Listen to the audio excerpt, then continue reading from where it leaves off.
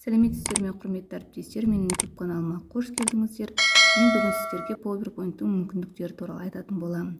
Менің алдыңғы видеомда Google платформаларда тапсырма дайындау туралы айтқан болатынмын.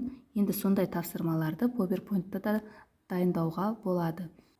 PowerPoint бағдарламасында тапсырма дайындаудың ерекшелігі, оның кез келген жерде қолдана бересіздер.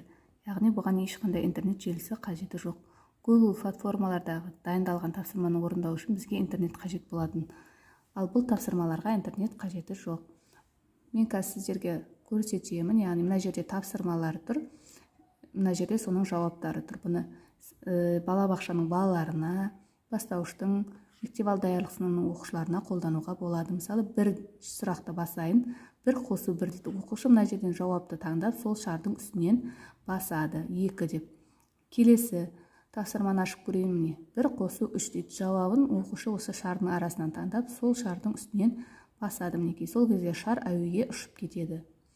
Мінекей, осындай тапсырмаларды біз PowerPoint программасында да дайындай аламыз. PowerPoint бағдарламасында осындай интерактивті есептерді құрастыруға болады. Бұл жерде есеп емес, жалғыз басқа да қазақ тілінен дайындауға болады. Мына жерде бастау батырмасын басып, ойынды бастаймыз. 2 қосу 3, 5 болады. Егер жауап дұрыс болса, дұрыс жауап деп шығады. Және мына жерде келесі батырмасын басамыз. Мысалы, 8 қосу 3, 10 десем, жауап қате деп тұр, және қайтадан орындау деп тұр. Қайта дегенді басамыз, 11 дұрыс дейді. Егер менің видеом ұнаса, онда лайк басып, комментарий қалдырайық. Мынау менде айналмалы шеңбер әдісі.